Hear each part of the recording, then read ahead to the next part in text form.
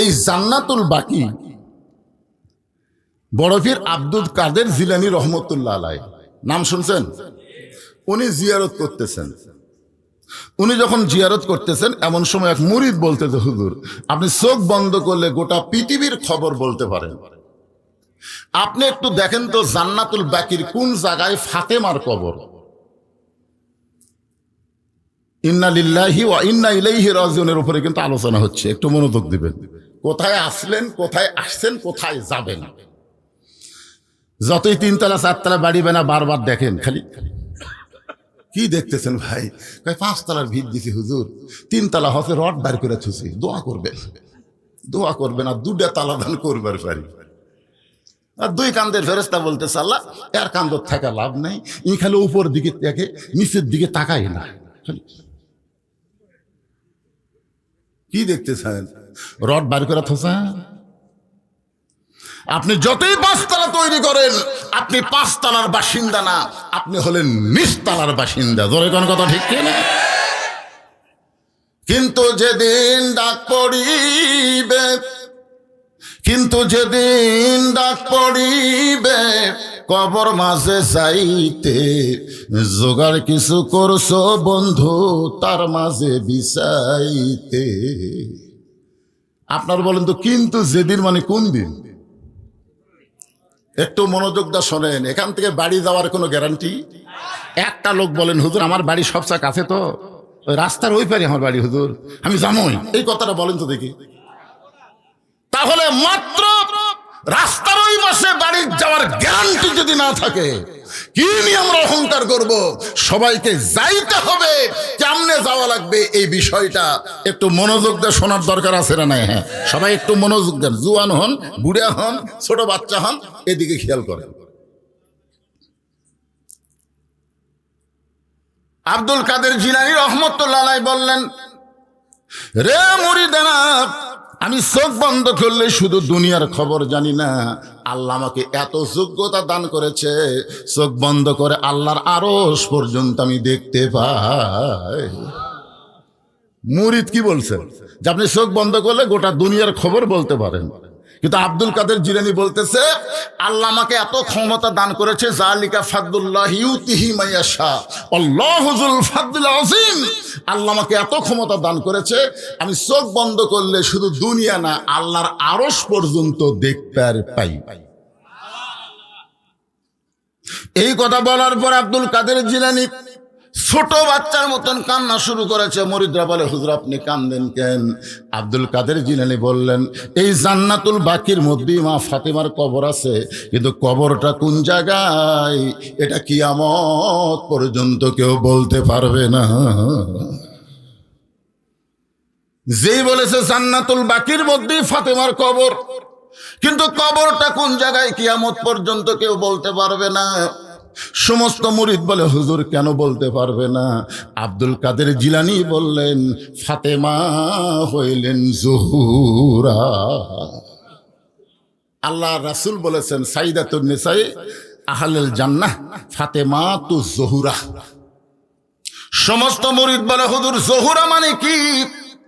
আমার মায়েরা যারা পর্দার অন্তরাল, আপনাদেরকে সমন্বয় করে কথা বলতেছি, কারণ পুরুষ মানুষ শুধু ভালো হলে হবে না, নারীদেরকেও ভালো হওয়া লাগবে। জোরে কোন ঠিক কি না? আপনার বলেন তো, ইয়াজিদ নামে একটা ব্যক্তির নাম শোনেন আপনারা? আবার হোসাইনের নাম আপনারা শোনেননি? আপনার বলেন তো, ইয়াজিদের মায়ের নাম কি? একটা লোকও জানে না রে। ইয়াজিদ কি মাটি ফেটা হসে না একটা মায়ের পেট থেকে হসে? তাহলে হোসেনের মায়ের নাম ফাতেমা সবাই জানেন, তুই ইয়াজিদের মায়ের নাম জানা লাগবে না? বাংলাদেশে ইয়াজিদের মতন সন্তান আছে না নাই? জোরে কোন আছে না? কথা বলেন। এর মাওকে আজকে ওসমান হাদিকে যে গুলি করেছে, সে ফাতেমার গোষ্ঠীর সন্তান না, সে ইয়াজিদের মায়ের মতন মায়ের সন্তান। জোরে কোন কথা ঠিক কি না? হ্যাঁ, ইয়াজিদের মায়ের নাম আজকে আপনাদের বলে দে, এটা মুখস্থ রাখবেন। মায়ের নাম হলো লাইসা বিনতে সাইবা। হ্যাঁ, এটা মনে রাখবেন। এর আগে আমি প্রতাপ মাহফিলে বলেছি কয়েক বছর আগে, এগুলা মায়ের নাম মনে না রাখলে তো বিপদ। কারণ সামনে যে সাওয়াল পাওয়াল আসতে থেকে হাতের মধ্যে মোবাইল, আমি একটা হুজুর তেজত আসতেছি খুব তড়িঘড়ি করে, আমি হাত ধরে টানতেছি, টানিস কে হুজুর? একটা সেলফি। আগেকার লোকেরা হাতের সঙ্গে মুসাফা করতো, দোয়া নিত, আর এখনকার ছেলেরা হাত টানে কয় একটা ছবি।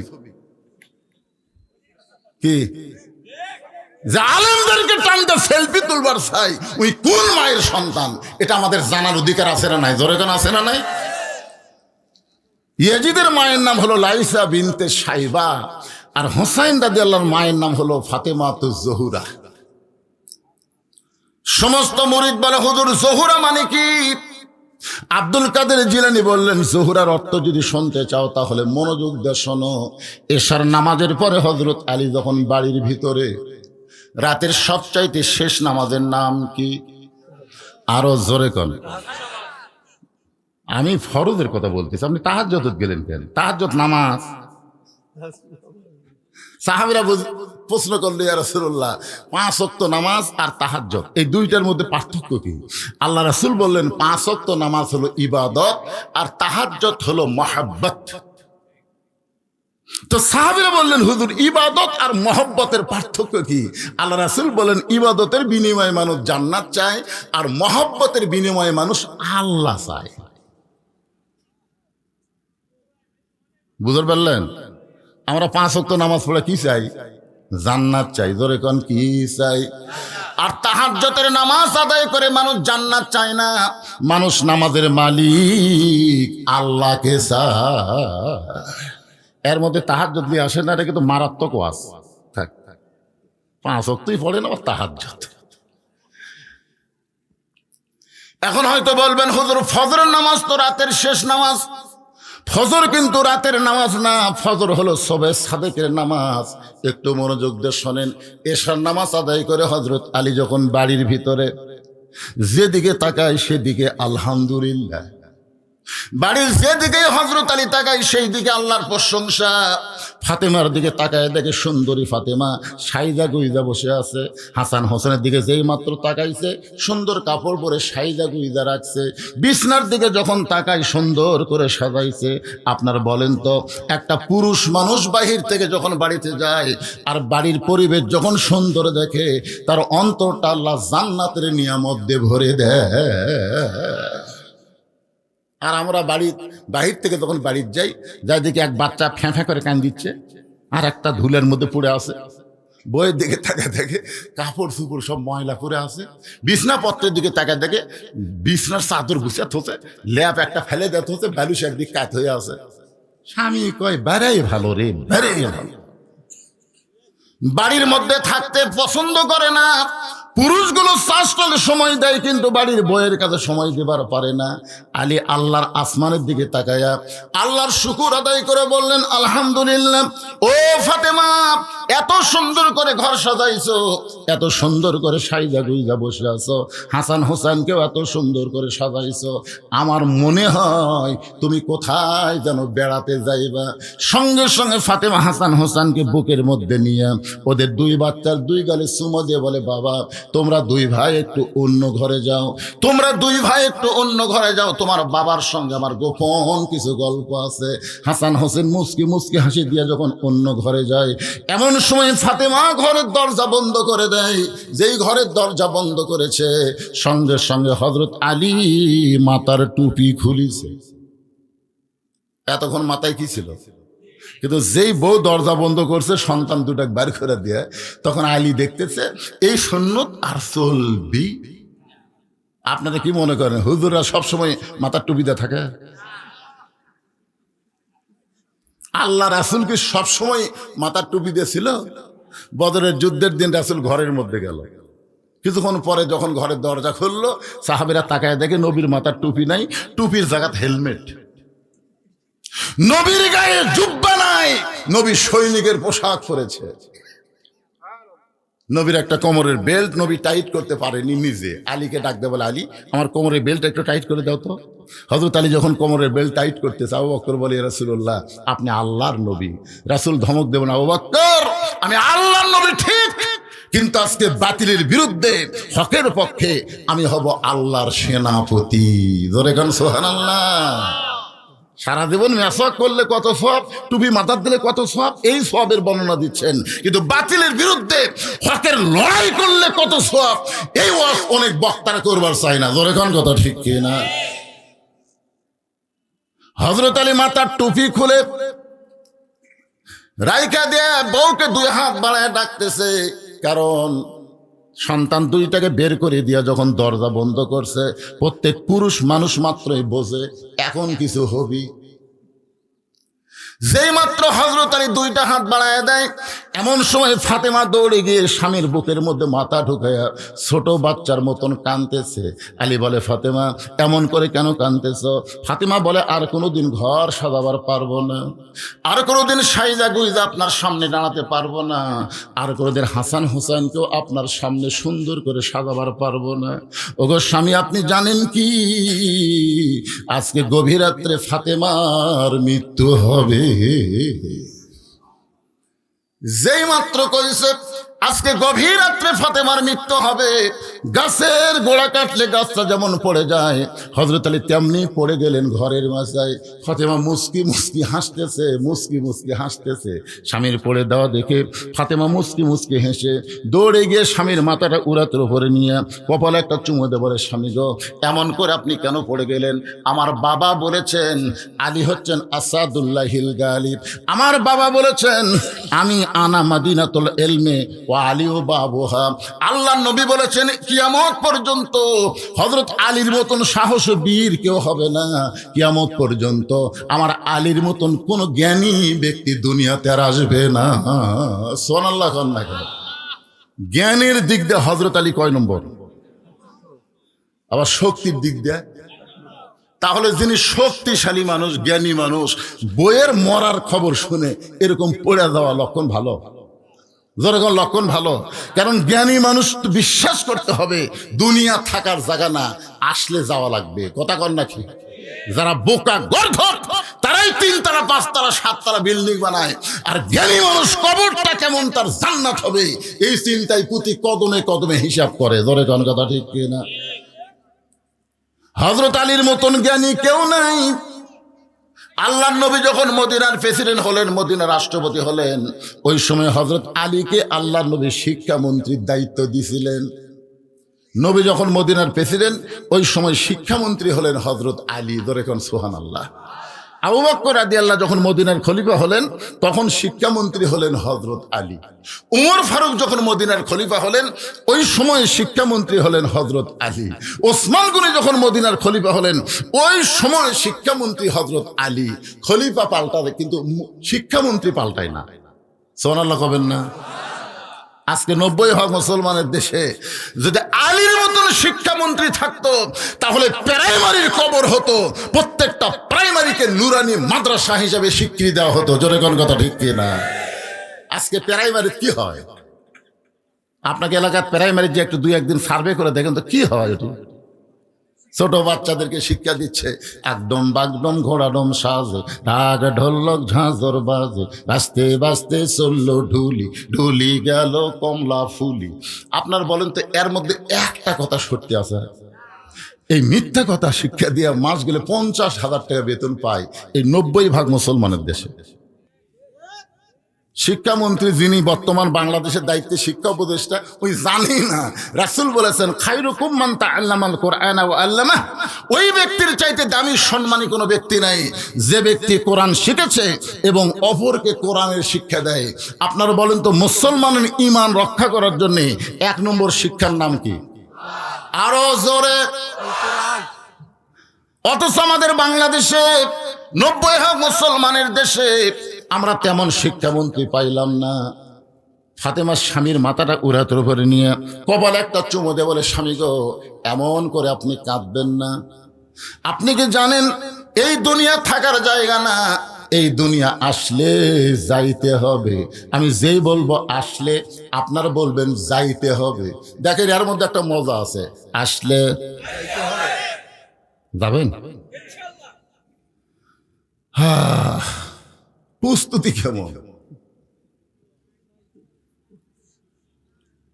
প্রস্তুতি আছে তো? আর বলতেছে আরে সময় নাই তো, সময় আছে। আপনার বাড়ি যাওয়ার গ্যারান্টি যদি না দিবার পারেন, তাহলে আপনি মাগরিব এশার নামাজ বাদ দিলেন কেন? গোরস্থানের মাহফিলে ওয়াজ শুনতে আইছেন, কারা কারা মাগরিব এশার নামাজ পড়েননি? আমি হাত তুলবার কমো না, আমি হাত তুলবার বলবো না। কবরস্থানের মাহফিল আইছেন, অথচ আপনি মাগরিব এশার নামাজ না পড়ে ওয়াজ শুনতেছেন। ফজর পর্যন্ত বাঁচার কোনো গ্যারান্টি নেই। তা আপনি মরে গেলে গোরস্থানত রাখলে কি হবে? ইমাম মালিক রহমতুল্লাহ বলেছেন, তোমরা যদি জানো চিহ্নিত কোনো বেনামাজি মারা গেছে, ইচ্ছা করে নামাজ পড়েনি, এরকম একটা বেনামাজি মারা গেছে, বেনামাজি মারা গেলে তোমরা কি করবা? ছাত্ররা বলতে যে হুজুর আপনি বলে দেন। ইমাম মালিক বললেন, রাস্তায় যদি কোনো কুত্তা মরে তোমরা কি করবা? ইমাম মালিক ছাত্রদেরকে বললেন, রাস্তায় যদি কোনো কুকুর মরে তোমরা কি করবা? হুজুর রাস্তার কুত্তা মরলে ওই কুত্তা টান দেওয়া লাগবে, কারণ টান না দিলে মানুষ রাস্তা দিয়ে যাবে, কুত্তা পচে দুর্গন্ধ হবে। তো ইমাম মালিক বললেন, কিভাবে টান দিবে? তোমরা কি কুত্তারে গোসল করে দিবে? না, গোসল করাবো কেন? তোমরা কি কুকুরকে কাফনের কাপড় পরে দিবে? না, তা তো দেবো না। কুত্তারে কি তোমরা খাটনি তুলবে? তা তো তুলবো না। তাহলে কি করবো সেটা বলো। বলে, পাও দড়ি লিয়েছে তাইলে এক অজাকাত পুঁতে রাখবো। ইমাম মালিক বললেন, একটা বেনামাজি মরলে এর চাইতে বেশি করা যাবে না। বেনামাজির জানাজায় কোন নামাজি ব্যক্তি যদি হাজির হয়, তার আমল নামায় এক হোকবা পরিমাণ পাপ হবে। আপনি জানেন চিহ্নিত কাফের, মান তারাকা সালাতু মুতাম্মিদান ফাকাত কাফারা, ইচ্ছা করে এক ওয়াক্ত নামাজ যারা বাদ দিল, অবশ্যই আল্লাহর সঙ্গে তারা কুফরি করলো। তাহলে মাগরিব এশা যারা বাদ দিছে, এরা কয়বার করছে? এ কথা কন না কেন? রাগ করতেছেন? আজ থেকে তওবা করেন। যাদের বাঁচার কোনো গ্যারান্টি নাই, নিয়ত করেন ফজর থেকে বাকি জীবনে একটা ওয়াক্ত নামাজ বাদ দেব না। এই নিয়ত যদি করতে পারেন, যত নামাজ না পড়ার পাপ হয়েছে নিয়ত করার সঙ্গে সঙ্গে আল্লাহ মাফ করে দিবে। মনে কষ্ট নিয়েন না, একটু মনোযোগ দেন। আসলে যাইতে হবে। ফাতেমা বললেন, স্বামীকে এমন করে যদি দুর্বল হয়ে আপনি পড়ে যান, তাহলে আমার 3টা চাওয়াকে পুরা করবে? যেই ফাতেমা বলেছে আমার 3টা চাওয়াকে পুরা করবে, সঙ্গে সঙ্গে আলী কান্দের বলে, ফাতেমা দুনিয়ার জীবনে গরিব ছিলাম বলে তুমি, কিন্তু মরার পরে তুমি কি চাইবা ফাতেমা? হযরত আলী দুনিয়ার জীবনে ধনী ছিল না গরিব ছিল? একদিন গভীর রাত্রে হযরত আলী চেতন পায়, দেখে হাসান হোসেন ঘুম পাড়তেছে কিন্তু ফাতেমা নাই। তো গভীর রাত্রে স্বামী চেতন পায়, যদি বউ ঘরত না থাকে, যত বড়ই পীর সাহেব হোক, সন্দেহ হবে না? আলী কই কে রে? হাসান হোসেন ঘুম পাড়ে, আর মাও গেল কোথায়? দরজার দাঁড়িয়ে তাকায় দেখে কালো চাদর দিয়ে গভীর রাত্রে মরুভূমির ভিতরে ফাতেমা কালো চাদর মাথায় দিয়ে খুব জোরে জোরে হাঁটতেছে। আলীর সন্দেহ হয়ে গেল, এই গভীর রাত্রে ফাতেমা যাবে কোন জায়গায়? পিছনে পিছনে রওনা দেয়। আল্লাহর নবী যেই ঘরে ঘুম পাড়তেছে, ওই ঘরে জানলার পাশে ফাতেমা দাঁড়ায় বলে, বাবা আজকে আমি বড় বিপদে পড়ে আপনার ঘরের জানলায়, আজকে যদি আমার মা খাদিজা জীবিত থাকতো তাহলে আমি কখনোই আপনার কাছে আসতাম না। কারণ মেয়েরা বাপের কাছে কোনো কথাই বলতে পারে না, মেয়েদের যত কথা সব হলো মায়ের কাছে। মেয়েদের কথা কার কাছে? আমাকে আল্লাহ কোনো ছেলে দেয়নি, বুঝলেন? 3টা মেয়ে দিয়েছে। এই 3 মেয়ে যখন ছোট ছিল, তখন ওদেরকে আমি বুকের উপর লেগে ঘুম পাড়ছি। 2.5 বছর করে প্রত্যেকটা মেয়েকে আমার বুকে রেখে রেখে ঘুম পাড়ছি। আমি একটা দোলনাও কিনি। আমার বউ কয় দোলনা কিনে। আমি কই না, মেয়েরা যেন কোনোদিন বলবার না পারে যে ছেলে না হওয়ার কারণে মেয়েদেরকে বাপ তাচ্ছিল্য করছে, এর জন্য বলবার না পারে। এই জন্য 2.5 বছর পর্যন্ত আমার 3টা মেয়েকে আড়াই করে আমি বুকের উপর ঘুম পাড়াচ্ছি। অত সেই মেয়েগুলো বড় হয়ে আমাকে আর কিছুই কয় না, সব মায়ের কাছে কয়। আমি একদিন 3 মেয়ে যখন মাকে বলতে ফিস, আমি খালি মায়ের কাছে ফেস করিস, আমার কাছে আসো। আমার ধমকি শুনে 3 মেয়ে আমার ঘরে ঢুকলো। আমি বলি, কি দরকার? সেটা আপনি যদি বোঝেন। তখন আমি 3 মেয়ে 300 টাকা দিলাম, 100 করে 300 দিলাম, দিয়ে বললাম, কি মা আর কি লাগবে? সেটা আপনার বিবেচনা। তখন আবার 100 করে 300 দিলাম, দিয়ে বললাম, মা আর কি লাগবে? সেটা যদি আপনি দেন। তখন আবার 3 জনকে 100 করে দিলাম। ওরা 3 জন ঘরের মধ্যে মুচকে হাসিতে আমাকে সালাম দেবার হয়ে গেল। আমি চিন্তা করলাম, কে রে, মেয়েরা এত সুন্দর করে বাপের কাছে টেকা চায়, ছেলেরা কিভাবে চায়? আমার তো আল্লাহ কোনো ছেলে দেয়নি। তারপর বড় ভাইকে আল্লাহ ছেলে মেয়ে দুটাই দিছে। তো বড় ভাইরে বললাম, ভাই মেয়ে দিছে আমাকে বুঝবার পারছিস কিভাবে টেকা চাই, কিন্তু ছেলেরা কিভাবে চায়, আপনাকে তো আল্লাহ ছেলে দিছে। আর বড় ভাই রাগ করে বলতে, শালার লাগবে 100 চাই হাজার। যে আমারে কইতে শালার লাগবে 100 চাই হাজার, সেই দিন আমি মাথা হাত দিয়ে বলছি, আল্লাহ ছেলে না থাকাই ভালো রে। কারণ মেয়েরা বাবাকে অত্যন্ত ভালোবাসে, কিন্তু বাবার কাছে শরম করে কিছুই বলতে পারে না। কিন্তু ফাতেমার খাদিজা মা তো দুনিয়া থেকে বিদায় নিয়েছে, এখন বলবে কেমনে? এখন বাবার জানলার কাছে গভীর রাতে দাঁড়ায় বলে, বাবা একটু মেহেরবানি করে ঘরের দরজা খোলেন, বাবা একটু মেহেরবানি করে ঘরের দরজা খোলেন। সঙ্গে সঙ্গে নবী যখন ঘরের দরজা খুলে দেয়, এমন সময় ফাতেমা ঘরের মধ্যে ঢুকছে, আর হযরত আলী জানলার পাশে গিয়ে দাঁড়াইছে। মনে মনে চিন্তা করতেছে, দেখি বাপ বেটির মধ্যে এই গভীর রাত্রে কি গল্প হয়। এই নিয়ত করে হযরত আলী জানলার কাছে কান লাগায় দিছে। এমন সময় ফাতেমা বলে, বাবা একটু বাতি জ্বালান। রাসূল বলে, ফাতেমা বাতি জ্বালান লাগবে না, তুই কি বলবি বল। ফাতেমা বলতেছে, বাবা এর আগে বহুবার বলছি, বলে কোনো কাম হয় নাই, আজকে গভীর রাত্রে আপনাকে একটু দেখাবার চাই, একটু আপনাকে দেখাবার চাই। যেই মাত্র নবী ঘরে বাতি জ্বলাইছে, সঙ্গে সঙ্গে ফাতেমা দুইটা হাত নবীর দিকে বাড়ায় দেয়। বাতির আলোতে নবী দেখতে পায় হাতের তালু আছে, কিন্তু তালুর উপরে চামড়া নাই, দুইটা হাত গোস্তের টুকরার মতন হয়ে গেছে। ফাতেমা বলতেছে, বাবা আমার হাসান হোসেন ঘুম পাড়তেছে, আমার স্বামী ঘুম পাড়তেছে, আমার হাতের এই খবর আমার ছেলেরাও জানে না, আমার স্বামীও জানে না। বাবা আপনার কাছে গোপনে আইছি গভীর রাত্রে, 3টা দিনের জন্য আমাকে একটু খাবার দেন বাবা। আমি জানি আমার স্বামীর দিবার মতন কিছুই নাই, এত গরিবের সঙ্গে আমার বিয়ে দিয়েছে, এখন কি করবেন বাবা? 3টা দিনের জন্য একটু খাবার ব্যবস্থা করেন, কারণ আমার হাসান হোসেন যদি জানতে পারে ওরা খাওয়া দাওয়া বন্ধ করে দিবে, আমার স্বামী যদি জানতে পারে বড় কষ্ট পাবে। আলী কান্দার বলে, ফাতেমা রে, দুনিয়ার জীবনে গরিব ছিলাম বলে তুমি কিছুই চাইলা না, আজকে গভীর রাত্রে দুনিয়া থেকে বিদায় নিবে, এই মৃত্যুর সময় তুমি কি চাইবা ফাতেমা? ফাতেমা বলে, স্বামী গো, আমার 1 নম্বর চাওয়া হলো রাতের অন্ধকারেই মৃত্যুবরণ করব। আমি পর্দানিশী নারী, রাতের অন্ধকারেই কিন্তু আমাকে দাফন করা লাগবে, দুনিয়ার কোনো মানুষ যেন আমার খবরটা না জানে। আমার 2 নম্বর চাওয়া হলো আমার কোনো জানাজার ব্যবস্থা করবেন না। হযরত আলী কান্দার বলে, ফাতেমা তুমি নবীর কলিজার টুকরা, তোমার মৃত্যুর খবর শুনলে হাজার হাজার মানুষ তোমার জানাজায় হাজির হবে, তোমার জন্য দোয়া করবে, তুমি কি মানুষের দোয়া চাও না? ফাতেমা বলে, স্বামী গো, দুনিয়ার সমস্ত মানুষ যদি বলে ফাতেমা ভালো, আর আপনি যদি বলেন ফাতেমা ভালো না, ওই মানুষের দোয়া দিয়ে কোনো ফাতেমার লাভ হবে না।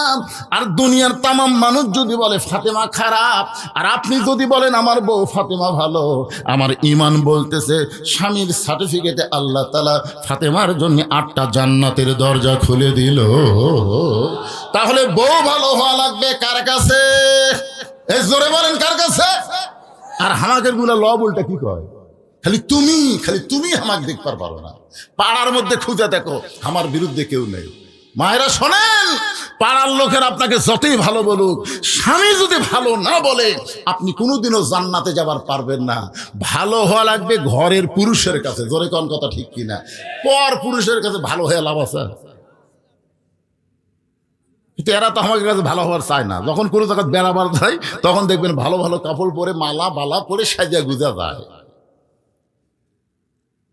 ফাতেমা বলেন, স্বামী আমার 3 নম্বর চাওয়া হলো আমার লাশটা কান্দে করে জান্নাতুল বাকির পূর্ব কোণায় দাফন করবেন। আমি ফাতেমা হিসাব করে দেখলাম, আমি মরে যাওয়ার পর আমার খাটনি কান্দে নেওয়ার 4 জন পুরুষ নাই। কারণ মেয়ে মানুষ যখন মারা যাবে, ওই মেয়ে মানুষের লাশ কিন্তু যিনি তিনি কান্দে নিবার পারবে। ফাতেমা বলতেছে, আমার বাবা যদি আজকে দুনিয়াতে জীবিত থাকতো, মরা মেয়ের লাশের খাটনি বাবা কান্দে নিবার পারতো। আমার হাসান হোসেন যদি বড় হইতো, মায়ের লাশের খাটনি কান্দে নিবার পারতো। কিন্তু 6 মাস আগে আমার বাবা দুনিয়া থেকে বিদায় নিয়েছে। আমার হাসান হোসেন এত ছোট, এরা 2 ভাই মায়ের খাটনি কান্দে নিবার পারবে না। শুধু আপনি আমাকে কান্দে করে ওই জান্নাতুল বাকির পূর্ব কোণায় সবুজ রঙের একটা বাতি জ্বলবে, ওই বাতি বরাবর আমাকে দাফন করবেন। আমার কবর খুঁড়তে যদি আপনার কষ্ট হয়, তাহলে আপনার একান্ত বন্ধু যদি কেউ থাকে দুনিয়ায়, তারে বলে দিবেন সে যেন গোপনে ফাতেমার কবরটা খনন করে দেয়, তবে শর্ত দিবেন দুনিয়ার কোনো মানুষকে যেন না জানায়। হযরত আলী গভীর রাত্রে কাঁদতে কাঁদতে বাড়ি থেকে যখন দৌড় দেয়, হাসান হোসেন চমকে গেল। যেই মা আমাদের ঘর থেকে বের করে দিয়া আমরা মনে করেছিলাম আমাদের মা বাবা আজকে প্রেম নিবেদন করবে, কিন্তু দরজা বন্ধ করে মা বাবারে কি কইলো, বাবা কেন কাঁদতে কাঁদতে ঘর থেকে বাইরে গেল। হযরত আলী কাঁদতে কাঁদতে আবু যর গিফারের জানলার কাছে, ছোট বাচ্চা যেমন ফোফায় ফোফায় কান্দে এমন করে কাঁদতেছে আবু যর গিফারে ঘরের ভিতর থেকে চিন্তায় পড়ে গেল, এমন করে কে কান্দের জানলার কাছে। দরজা খুলে বাইরে এসে দেখে আসাদুল্লাহিল গালিব হযরত আলী ছোট বাচ্চার মতন কাঁদতেছে। আবু যর গিফারি হাঁটু গেড়ে বসে বলে, আলী ভাই, জীবনে কত যুদ্ধ তোমার সঙ্গে করলাম, কোন যুদ্ধে তোমাকে পরাজিত হয়ে কাঁদতে দেখি নাই, আজকে তোমার জীবনে এমন কি যুদ্ধ শুরু হইলো, তুমি এমন করে আমার জানলার কাছে কেন কাঁদতেছো? আলী বলতেছে, আবু যর, জান্নাতুল বাকির পূর্ব কোণায় সবুজ রঙের একটা বাতি জ্বলবে, ওই বাতি বরাবর একটা কবর কর। আবু যর গিফার বলে, আলী রে, এখন পর্যন্ত দুনিয়ার কেউ মরে নাই, মানুষ না মরলে কি কবর খনন করা যায়? আলী, দিনের বেলায় কবর কি খনন করা যাবে না? আলী বলতেছে, আবু যর, আমার বিবি ফাতেমা পর্দানিশী গভীর রাত্রে মৃত্যুবরণ করবে, শর্ত দিয়েছে এই রাতের বেলায় তাকে দাফন করা লাগবে। আবু যর গিফার বলে, আলী ভাই, আল্লাহর কাছে দোয়া করতেছি, আল্লাহ যেন তোমার বিবি ফাতেমার মরণ এখন না দেয়, কারণ 6 মাস আগে নবী দুনিয়া থেকে বিদায় নিয়েছে। নবী বিদায় নেওয়ার পরে তোমার 2টা সন্তান চেহারে কাঁদতেছে, যে সাহাবীকে দেখতে পায় তাকে জিজ্ঞাসা করে আমার নানা কোন জায়গায়, প্রত্যেক সাহাবী চোখের পানি মুছে কিন্তু বলতে পারে না। আবু বকর বলেছে, রে নবীর সাহাবীরা শোনো, যতদিন হাসান হোসাইন নানা নানা বলে কাঁদবে, খবরদার নবীর রওজা দেখায় দিবে না, খবরদার নবীর রওজার কথা বলবা না। যদি রওজা জানতে পারে হাসান হোসাইন 2 ভাই রওজার পাশে যদি নানা নানা বলে চিৎকার দেয়, আমি আবু বকর বলতেছি নবীর ঘুম ভেঙে যাবে, কারণ আমাদের নবী রওজার মধ্যে মরে নাই। আমাদের নবীর সম্পর্কেই কথা বলা হয়েছে, ইসলামের আলো জ্বালায়া দিয়া নবী ঘুমায়া আসেন সোনার মদিনায়। সবাই মহব্বতে বলেন, ইসলামের পতাকা উড়ায়া দিয়া নবী শুইয়া আসেন সোনার মদিনায়। আবু যর গিফার বলে, আলী, 6 মাস হলে তোমার 2টা সন্তান নানা নানা বলে কাঁদতেছে, এখন যদি মা দুনিয়া থেকে বিদায় নেয়, তাহলে তোমার 2টা সন্তানকে তুমি কেমনে থামাবে? আলী রে, দোয়া করো আল্লাহর কাছে, আল্লাহ যেন ফাতেমার মৃত্যু না দেয়। আমরা খালেদা জিয়ার জন্য দোয়া করি, আমরা ওসমান হাদির জন্য দোয়া করি, তাহলে ফাতেমার জন্য দোয়া করার দরকার আছে না নাই? আলী বলতে যে কবুল হবে না, যতই দোয়া করো কবুল হবে না, কারণ ফাতেমা আল্লাহর কাছে চাইছে, আর আল্লাহ চাওয়া মোতাবেক কবুল করেছে। আল্লামা সাইদি কি চাইছে? আল্লামা সাইদি চাইছে, আল্লাহ আমাকে শাহাদতের মৃত্যু দিও। জোরে কোন কথা ঠিক কিনা? তার সঙ্গে অনেক মাহফিল আমি একসাথে করছি, একই মঞ্চে আল্লামা সাইদি হুজুরের সাথে ওয়াজ করছি। উনি সবসময় বলতো, মৌলানা দোয়া করো আল্লাহ যেন শাহাদতের মৃত্যু দেয়। তো শাহাদতের মৃত্যু তো জেলখানার মধ্যে হবি না ভাই। এই জন্যই তাকে জেলখানা থেকে হাসপাতাল নিয়ে গিয়ে তাকে হত্যা করা হয়েছে, আর হত্যা করা মাত্রই তিনি শহীদ হয়ে গেছে। ধরে কোন কথা ঠিক কি না? এই জন্য আমরা সবাই বলি, আল্লামা সাইদি তুমি মরনি, শহীদ হয়েছ আমরা এটাই জানি। তাহলে ফাতেমা আল্লাহর কাছে কি চাইছে? ফাতেমা চাইছে বলি তো আজকে গভীর রাত্রে ফাতেমার মৃত্যু হবে। আলী বলতেছে, আবু যর আর দেরি করিস না, রাত কিন্তু আস্তে আস্তে শেষ হয়ে যাবে। আবু যর গিফারি কোদাল নিয়ে ওই জান্নাতুল বাকির পূর্ব কোণায় গিয়ে দেখে সবুজ রঙের একটা বাতি জ্বলতেছে, যেই বাতির কোনো তার নাই, যেই বাতির কোনো সুইচ নাই, বিনা তারে বিনা সুইচে আমার আল্লাহ অটোমেটিক জ্বলায়া দিছে। সুবহানাল্লাহ, জোরে কন। মাটি দিয়ে সবাই যখন চলে আসবে, আপনাকে মাটি দিয়ে সবাই যখন চলে আসবে, কি দরজা আছে? জানলা আছে? আছে? বালিশ নাই, কিছুই নাই। ইমানের নূর আর আমল দিয়া আপনার কবরকে আল্লাহ এমন করে সাজায় দিবে, আপনার অন্ধকার কবর কবর থাকবে না, কবরকে আল্লাহ জান্নাতের বাগান বানায় দিবে। কি মনে করছেন? আপনি নামাজ পড়তেছেন, রোজা করতেছেন, আপনি দান সদকা করতেছেন, আপনার কবর অন্ধকার ছোঁয়ার জন্য? ভাইরে, জানলা দরজা কিছুই নাই, তারপরেও আল্লাহ তাআলা অটোমেটিক বাতি জ্বলায় দিবে। সেই বাতিটা হলো ইমানের আলো। জোরে কোন সুবহানাল্লাহ।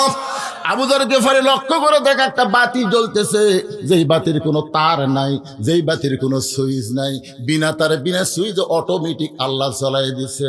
আবু যর গিফারি লক্ষ্য করে দেখে বাতির আলো গোলাকার হয়ে পড়ে নাই, কবরের মতন চার কোনা হয়ে পড়েছে। ওই আলোর মধ্যে গভীর রাত্রে আবু যর গিফারি কোদাল মারা শুরু করেছে। কোদাল মারের বলে, কবর রে, দিনের বেলায় কবর না খুঁড়ে এ রাতের বেলায় কবর খুঁড়তে আসলাম। কবর রে, তুই কি বলতে পারিস এ রাতের বেলা কেন কবর খুঁড়তেছি? কবর, খবরদার বেয়াদবি করবি না। আজকে এমন একজনকে কবর দেওয়া হবে, আল্লাহ নবীর মেয়ে হওয়ার পরেও নবী তাকে মা বলে সম্মান করেছে। হাসান হোসেন দুই ভাই নবীর পাশে বসে আছে, দুই ভাই। ইতিমধ্যে আল্লাহ রাসূল কি যে মনে হলো, বলতেছে আল্লাহ আমাকে 3টা মেয়ে দান করছে। সমস্ত সাহাবীরা চুপ করছে। কিরে, আমরা জানি নবীর মেয়ে হলো 4টা, ধরে খান কয়টা? তো একজন সাহাবী বলতে, হুজুর আপনাকে যে আল্লাহ 3টা মেয়ে দান করছে, নাম কি? আল্লাহ রাসূল বললেন, আমার একটা মেয়ের নাম হলো জয়নাব, আমার একটা মেয়ের নাম হলো রোকেয়া, আমার একটা মেয়ের নাম হলো কুলসুমা। সাহাবীরা বললেন, এ রাসূলুল্লাহ, আসলেই কি আল্লাহ আপনাকে 3টা মেয়ে দান করেছে? রাসূল বললেন, জয়নাব, কুলসুমা আর রোকেয়া, এই 3টা মেয়ে আল্লাহ আমাকে দান করেছে। কয়েকবার যখন নবী এই কথা বলতেছে, হোসেন বলে, হাসান ভাই, আমাদের এখানে থাকার দরকার নেই। আমাদের মা গরিব বলে আমাদের নানা মা মেয়েকে স্বীকার করতেছে না, চলো আমরা 2জন যাই। এই বলে হাসান হোসেন যখন যাবার চাই, নবী খফ করে 2জনের হাত ধরে বুকের মধ্যে চাইপা ধরল। হাসান হোসেন রে, ফাতেমা তোদের কে হয়? বলে, ফাতেমা হলো আমাদের মা। নবী বললেন, তোদের যেমন মা, ফাতেমা আমারও মা হয়।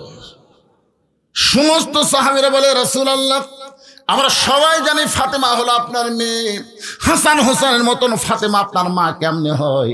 এই কথা কি আপনি বলবেন না? রাসূল বলেন, তাহলে শোনো, তাইফের ময়দান থেকে আমি যখন রক্ত মাখা শরীর নিয়ে এই মক্কায় ফিরে আসলাম, তখন আমার দরদের বিবি খাদিজা দুনিয়াতে ছিল না, আমার দরদের চাচা আবু তালেব দুনিয়াতে ছিল না। তখন আমার দরদের 4টা মেয়ে ছিল। আসার পরেই 3টা মেয়ে একসঙ্গে ঘরের মধ্যে ঢুকছে, রোকেয়া, কুলসুমা, জয়নাব। 3টা মেয়ে বলতেছে, বাবা আপনি তাইফে না গেলেই ভালো করতেন বাবা, তাইফবাসী এত পাথর মারছে, এই কষ্ট আপনি কেমনে সহ্য করবেন? আপনার দেহ দিয়ে রক্ত পড়তেছে বাবা, এই কষ্ট আপনি কেমনে সহ্য করবেন? রাসূল বলে, সাহাবীরা রে, 3টা মেয়ে মেয়ের মতন কথা বলে যখন ঘর থেকে বাইরে যায়, এমন সময় আমার কলিজার টুকরা ছোট মেয়ে ফাতেমা ঘরের মধ্যে ঢুকি ঘরের দরজা বন্ধ করে দেয়। রাসূল বলে, ফাতেমা দরজা কেন বন্ধ করলি মা? ফাতেমা বলে, বাবা যদি ইব্রাহিম নবীর জন্য নমরুদের চুল আল্লাহ শান্তির বাগান বানায় দেয়, মুসা নবীর জন্য আল্লাহ যদি সাগরকে রাস্তা বানায় দেয়, তাহলে আমার বাবার জন্য আল্লাহ তাইফের পাথর কেন তুলা বানাবার পারলো না? বাবা গো, জন্মের আগে আপনি বাবা হারাইছেন, 6 বছর বয়সে আপনি মা হারাইছেন, এই দুনিয়াতে আপনার কেউ নেই, এমনকি আল্লাহ পর্যন্ত আপনাকে দেখতে পারে না। যদি আল্লাহ আমার বাবাকে দেখতে পারতো, তাহলে রক্ত মাখা শরীর নিয়ে আমার বাবা কেন ঘুরে আসলো? বাবা আপনার দেহে রক্ত আমার কলিজা দিয়ে ধরছে বাবা, আমি কেমনে সহ্য করব, আমি কেমনে সহ্য করব? রাসূল বলেন, সাহাবীরা রে, 3টা মেয়ে আমাকে বলেছে কষ্ট কেমনে সহ্য করবেন, আর ফাতেমা বলতে আমি কেমনে সহ্য করব। এ কথা বলে কাঁদতে কাঁদতে দরজা খুলে দেখ, যখন বাইরে যায় আমি তাকায় দেখি ফাতেমা আমার পাগলি হয়ে গেছে। চুলার মধ্যে পানি গরম করতেছে, জয়তুনের তেল গরম করতেছে, পানি আর জয়তুনের তেল গরম করে আবার ঘরের মধ্যে ঢোকে, দরজা বন্ধ করে দিয়া এক টানে তার উরাতির ওপরে আমার শোয়া দিয়া আমার দেহের জুব্বা খোলে যত জায়গায় তাইফবাসী পাথর মারছে প্রত্যেকটা জায়গায় নরম কাপড় গরম পানির মধ্যে চুবড়াইয়া আমার গোটা দেহ পরিষ্কার করে ফাতেমার নরম আঙ্গুলের মধ্যে জয়তুনের তেল নিয়ে যখন আমার ক্ষতস্থানে মালিশ করে দেয়, আমি নবী কখন যেন ঘুমায় গেছি। ওই ঘুমের ঘরে স্বপ্নে দেখি আমার মা আমিন আমার শিওরের পাশে দাঁড়ায় কাঁদতেছে। আমি নবী নাই রে সাহাবী, আমি আর নবী নাই, আমি একজন মা হারা সন্তান। এত বছর পরে মা রে পাইয়া আমি দুই কানা হাত বাড়ায় বললাম, মা আইছেন যখন আর আপনাকে চাইতে দিব না। এই বলে আমার মার হাতটা যখন খপ করে চাইবা ধরেছি, এমন সময় ফাতেমা আমার কপালে একটা চুমা খায়। ফাতেমার চোখের পানি আমি নবীর চোখের পানির মতো চোখের মধ্যে ঢুকে আমার ঘুমটা ভেঙে যায়। আমি বললাম, ফাতেমা এ করে কেন কাঁদতেছিস মা, এমন করে কেন কাঁদতেছিস? ফাতেমা বলে, বাবা আমি কান্দি না, আপনি তো আমারে কান্দান। আপনি ঘুমের মধ্যে মা বলে আমার হাতটা চাইবা ধরেছেন, এখনো পর্যন্ত আপনি হাতটা ছাড়েন নাই। রাসূল বলে, ফাতেমা রে, মা বোধের যদি হাত চাইবা ধরি তাহলে শুনে নে মা, তুই শুধু আমার মেয়ে না, তোর ভিতরে রয়েছে আমার মা আমিনা। আবু যর গিফারে বলে, কবর খবরদার বেয়াদবি করবি না, কারণ তোর মধ্যে এমন একজন মা আসবে যার দুইটা সন্তানকে আল্লাহ জান্নাতি যুবকদের সর্দার বানায়া দিছে। সুবহানাল্লাহ কোন না কেন? সাইদুস শাবাবে আহলুল জান্নাহ হাসান ও হুসাইন রাদিয়াল্লাহু তাআলা আনহুমা। রে যুবকেরা, আজকে যারা এখানে বসে আছো, তোমরা যখন হাসরের ময়দানে যাবে তখন হাসান হোসেনকে আল্লাহ দাঁড় করায় বলবে, হাসান হোসেন যাদেরকে পছন্দ করবে তাদেরকে একসঙ্গে আমি আল্লাহ জান্নাত দিয়ে দিব। আর একদিকে মেসি নেইমারের গায়ে দি, মেসি সব মেসির পাগল, নেইমারের পাগল, আর্জেন্টিনার পাগল, ব্রাজিলের পাগল, এরকম পাগলা আছে না নাই? জোরে কোন আছে না নাই? একটু মনোযোগ দিয়ে শোনেন। আবু যর গিফারি বলে, খবরদার বেয়াদবি করবি না, তোর মধ্যে এমন একজন বিবিকে রাখা হবে যার স্বামী হলো আসাদুল্লাহিল গালিব হযরত আলী। এই কথা বলে আবার যখন কোদাল মারতে চায়, এমন সময় কবরের ভিতর থেকে আওয়াজ আসতেছে, আবু যর বারবার কবরকে সাবধান করো। আবু যর আজকে শুনে নাও, কার মেয়ে, কার মা, কার বিবি এইটা কবর দেখবে না। আমল যদি ভালো হয় কবর জান্নাতের বাগান হয়ে যাবে, আর আমল যদি খারাপ হয় কবর জাহান্নামের গর্ত হবে। এটা কিন্তু ফাতেমার জন্য বলা হয় নাই, এটা আমাদের জন্য বলা হয়েছে। সকলে বলেন, ইজা আসাবাতুহুম মুসিবাতুন ক্বালু ইন্না লিল্লাহি ওয়া ইন্না ইলাইহি রাজিউন। আবু যর, এই কবরে আমল যদি ভালো হয় কবর জান্নাতের টুকরা হবে, আমল যদি খারাপ হয় কবর জাহান্নামের গর্ত হবে। কে বললো এই কথা? এটা শোনার পর আবু যর আর কোদাল মারতে পারে না, গোটা দেহ থরথর করে কম্পন শুরু হয়ে গেছে। হযরত আবু যর কোদাল ফাইলা দিয়ে কোথায় যেন পালায় গেছে। ফাতেমা শর্ত দিয়েছে, আমার লাশটা কান্দে করে ওই জান্নাতুল বাকির পূর্ব কোণায় সবুজ রঙের বাতি জ্বলতেছে, ওই বাতি বর আমাকে দাফন করবেন। এখন হযরত আলী ঘরের মধ্যে ঢুকে গেছে, ঘরের মধ্যে ঢুকে থেকে ফাতেমা নিজে গোসল করেছে। সুবহানাল্লাহ কোন দেখো। একবার রাসূল বললেন, খাদিজা আপনি কি জানেন আল্লাহ 10 জন পুরুষকে জান্নাতের সার্টিফিকেট দিয়েছে, আবার 10 জন নারীকেও আল্লাহ জান্নাতের সার্টিফিকেট দিয়েছে। ধরে কোন সুবহানাল্লাহ। তো খাদিজা বলতে, হুজুর 10 জন পুরুষকে আল্লাহ জান্নাতের সার্টিফিকেট দিয়েছে এটা আমি জানি, আবু বকর, উমর, ওসমান, আলী, এরকম খাদিজা বলতে। 10 জন মেয়েকে আল্লাহ জান্নাতের সার্টিফিকেট দিল, এরা কারা? আল্লাহ রাসূল বললেন, খাদিজা মেয়েদের মধ্যে 1 নম্বর জান্নাতে হলেন খাদিজাতুল কুবরা। পুরুষের মধ্যে 1 নম্বর জান্নাতি হচ্ছে আবু বকর, আর মেয়েদের মধ্যে 1 নম্বর জান্নাতি হলো খাদিজাতুল কুবরা। মা খাদিজা যখন মুচকি মুচকি হাসতেছে তখন আল্লাহ রাসূল বলে, খাদিজা এখন আমি নবী নাই, আমি হলাম স্বামী, আপনি আমার বিবি। কারণ সবসময় নবী হয়ে থাকতে ভালো লাগে না। আপনার বলেন সবসময় হুজুর হয়ে থাকতে ভালো লাগে? আমার নাতি যখন আমার কাছে আসে তখন কি আমি হুজুর? আমার মেয়েরা যখন আমার কাছে আসে তখন কি আমি হুজুর? আমার বউ যখন আমার কাছে আসে তখন হুজুর না, আমার বউয়ের কাছে স্বামী, মেয়ের কাছে বাবা, নাতির কাছে নানা। জোরে কোনো কথা ঠিক কিনা? আপনার কি মন চায় না? আমাদের সকলের মন চায় একটু নাতির সঙ্গে খেলাধুলা করি, করি কি করি না? একদিন ওই বুকের মধ্যে আমার এক ছোট্ট নাতি খেলেছি, ওই আবার সেই জিদ আলা আমার দাড়ির মধ্যে পাও ঢুকে দিয়ে বুঝলেন ছাড়া মারতেছে, মানে আমার বুকত বসে লেছি, ওই দুই পাও মারতেছে আমার দাড়ি, যেই কোসে এরকম ধমক। ওর মা দৌড়ে এসে বলতেছে, যতই চেষ্টা করেন নবীর মতন হতে পারবেন না। আপনার বলে নায়েবে রাসূল, আপনার বলে আলেমগুলো বলে নায়েবে নবীদের ওয়ারিস, তার নবীকে ঘোড়া বানায় হাসান হোসেন খেলা করছে, আর আপনার দাড়ির মধ্যে খেলে পাওয়া দিছে, আপনি যে ধমক দিয়েছেন আপনি ডাকাতের মতন। আসলেই তাই ভাই, আমরা যতই চেষ্টা করি নবীর মতো হতে পারবো না। আল্লাহ নবী বলেন, খাদিজা এখন আমি হলাম স্বামী, আপনি হলেন আমার বিবি। খাদিজা বলে, হুজুর কি বলবার চান? আল্লাহ যদি আপনাকে 1 নম্বর জান্নাতি করে, তাহলে 2 নম্বর কে হলে ভালো হয়? পুরুষের মধ্যে 2 নম্বর কে? ওমর। জোরে কারণ পুরুষের মধ্যে 2 নম্বর কে? 3 নম্বর? না না, এগুলো মুখস্থ রাখা লাগবে বাবান। ইমাম গাজ্জালি বলেছেন, এই 10টা সাহাবীর নাম পুরুষেরা, 10টা সাহাবীর নাম পুরুষেরা যদি অনর্গল মুখস্থ রাখতে পারে, মৃত্যুর সময় ওই 10টা সাহাবীকে মুখস্থ রাখতে গেলে অবশ্যই তাদের সাথে মহব্বত হবে, হবে কি হবে না? আপনি বলেন, একটা মহব্বত লোকের মোবাইল নম্বর আপনার মুখস্থ আছে না নাই? কারো আছে? 2-1 জনের এরকম মুখস্থ নাই? যার মোবাইল নম্বর আপনার মুখস্থ, বুঝবেন তাকে আপনি মহব্বত করেন।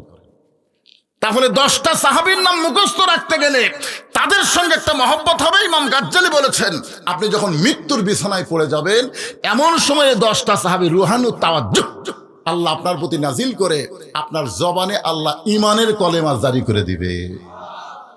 পুরুষের জন্য 10টা সাহাবী, নারীদের জন্য এরকম 10 জন নারী সাহাবীর নাম মুখস্থ রাখার কথা বলা হয়েছে।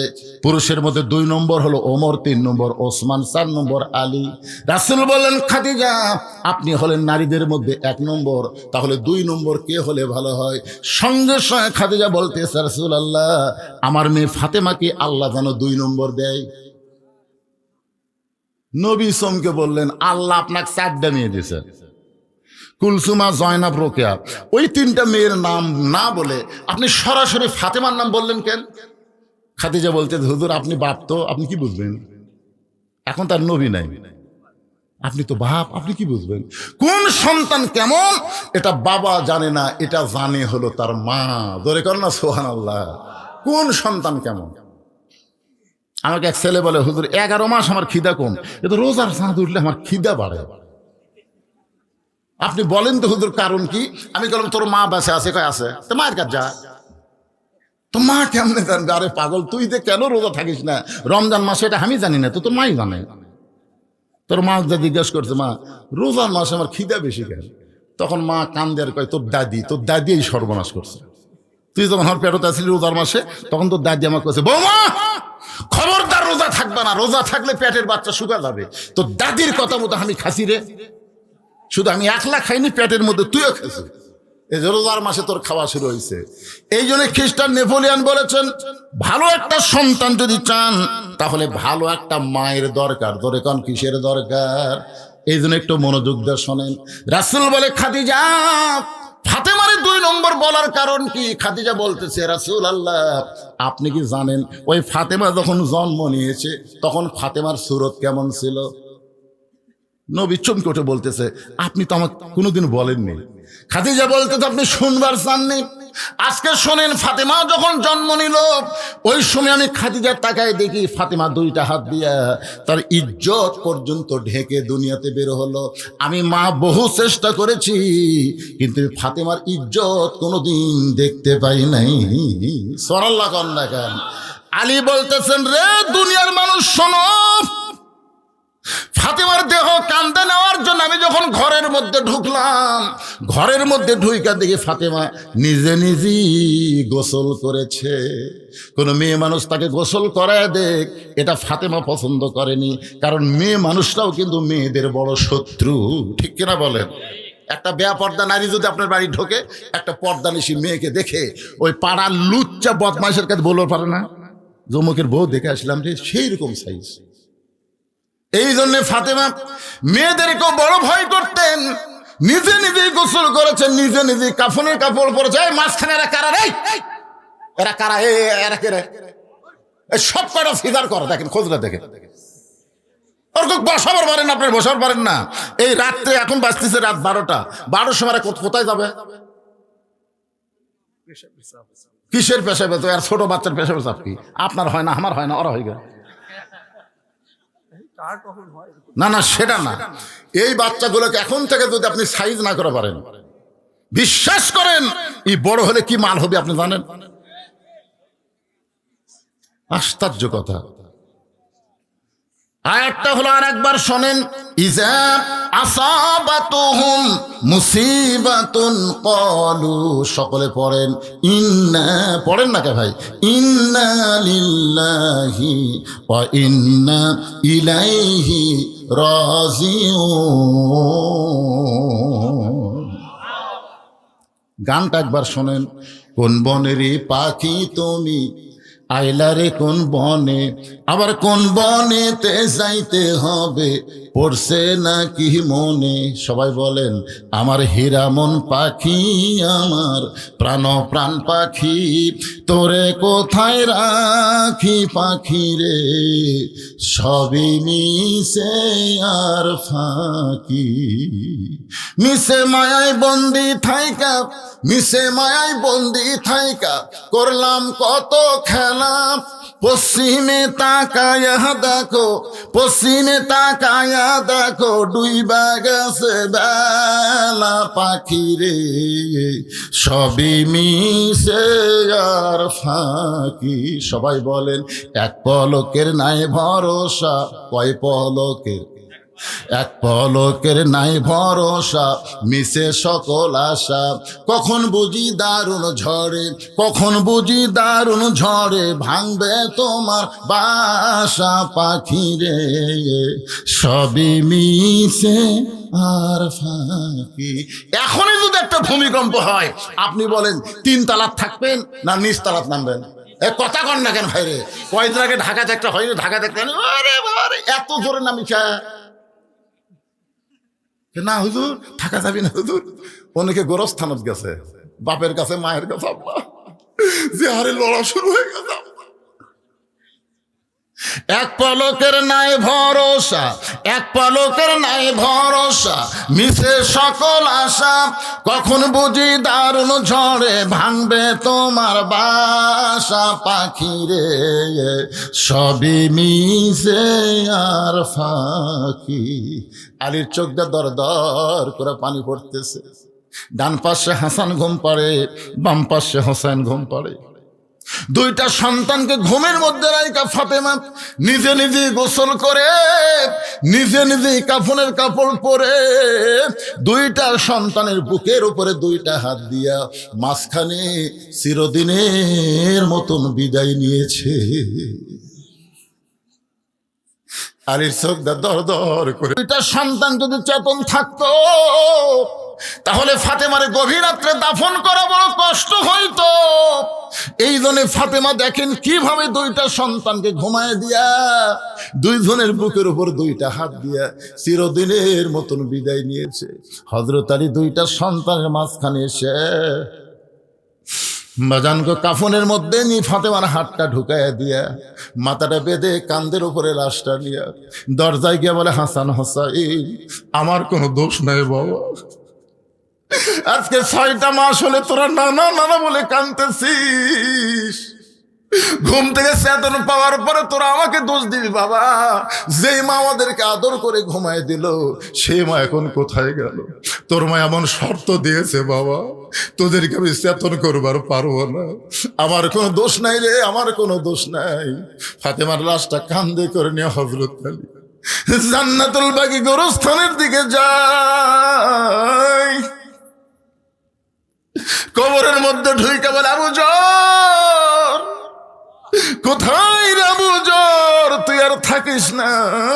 আমার আল্লাহ তাআলা ফাতেমার কবরকে কিয়ামত পর্যন্ত পর্দা করার জন্য আবু জরকে আগে ভাগেই কবর থেকে পাগল বানায়া খেদায় দিছে। হযরত আলী কান্দে করে নিয়ে ওই জান্নাতুল বাকির পূর্ব কোণায় কবরের মধ্যে ফাতেমারে রাইখা চারিদিকে তাকায় দেখে কেউ নাই রে, কেউ নাই। রাসূলের রওজার দিকে তাকায় বলে, নবী গো, আপনি 6 মাস আগে দুনিয়া থেকে বিদায় হয়ে গেলেন। আজকে 6 মাস পরে গভীর রাত্রে আপনার মেয়ে, কলিজার টুকরা মেয়ে ফাতেমা দুনিয়া থেকে বিদায় হয়ে গেল। আল্লাহ, আপনি আসমান থেকে আমার ফাতেমার দিকে তাকায় দেখেন। আমার ফাতেমা বড় পর্দানিশী। আল্লাহ, আমি স্বামী হয়ে বলতেছি, ফাতেমার পর্দাকে কবুল করে নাও। এই দোয়া করার পরে হযরত আলী লক্ষ্য করে দেখে সামনে কয়েকটা পুরাতন কবর দেখা যায়। এই মাত্র ফাতেমার কবর দিল, সেই নতুন কবর আর জান্নাতুল বাকির মধ্যে নাই।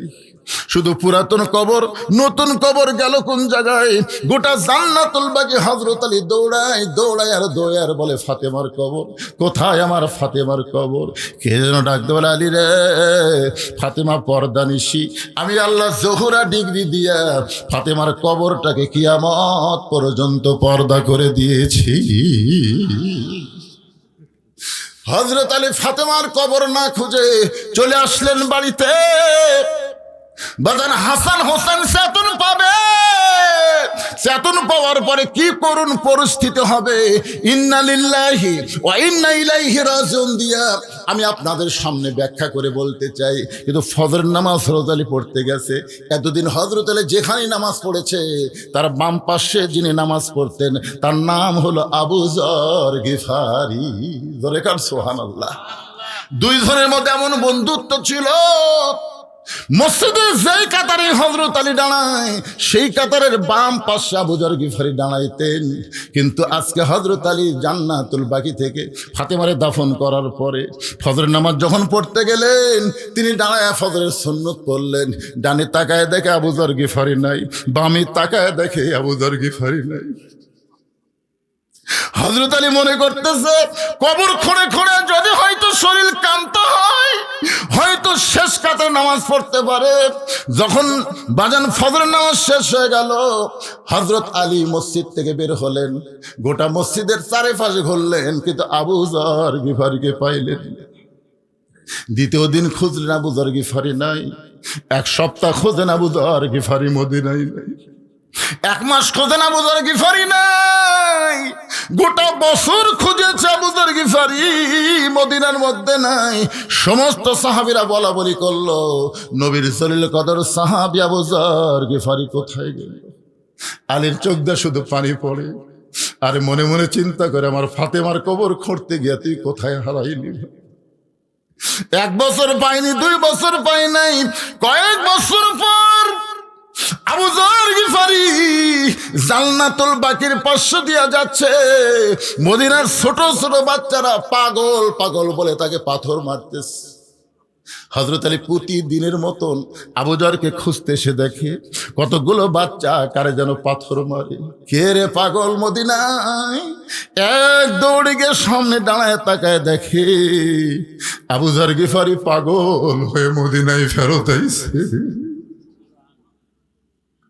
হযরত আলী ডাক দে, আবু যর, গভীর রাত্রে হাসান হোসেনের মায়ের কবর খুঁড়তে গেলি ভাই? কবর খুঁড়ে তুই কোথায় পালাইছিলি? কয়েক বছর ধরে তুই খুঁজতেছি, মসজিদের ভিতরে, মসজিদের বারান্দায়, জান্নাতুল বাকির পাশে তোরে খুঁজতে পাই নাই। তুই কোথায় গেছিলি পাগল রে?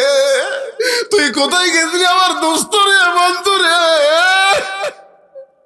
চিৎকার দিয়ে যখন বারবার বলতেছে, আবু যর গিফারি কোনোই কথা বলে না, কি যেন বলবার চাই, নাম নড়ে কিন্তু কথা প্রকাশ পায় না। হযরত আলী একটানে আবু বকরের বুকের মধ্যে বলে, আবু যর, তোর জবানকে আল্লাহ বন্ধ করে দিয়েছে, কথা বল। সঙ্গে সঙ্গে আবু যর একটা কথাই বলে, কবর কবর কবর কবর। 3-4 বার বলে পড়ে গেছে। হযরত আলী লক্ষ্য করে দেখে আর নাই রে। আবু যর গিফারি চিরদিনের মতো বিদায় নিয়েছে। আবু যর গিফারির মাথাখানা উরাতের উপরে নিয়ে হযরত আলী যখন বসে আছে, এমন সময় সাহাবীরা এসে বলে, আলী ভাই, কে তোমার কোলের মধ্যে মাথা দিয়া ঘুমায়? আলী বলতেছে, আয় আয়, সবাই তাকায় দেখ। নবীর জলিল কদর সাহাবী আবু যর শুধু কবর কবর কবর বলে দুনিয়া থেকে বিদায় নেয়। সমস্ত সাহাবী হাঁটু গেড়ে বসে বলে, আলী এই কবর কি রে, এই কবর কি?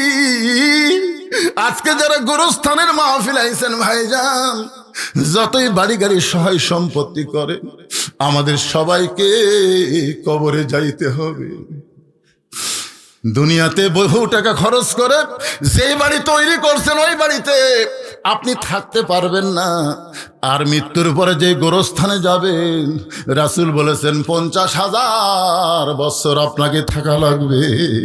গোরস্থানের একটু মাটি বায়না করে রাখ, কখন যেন আসতে পারে তোমার মরণেরই ডাক।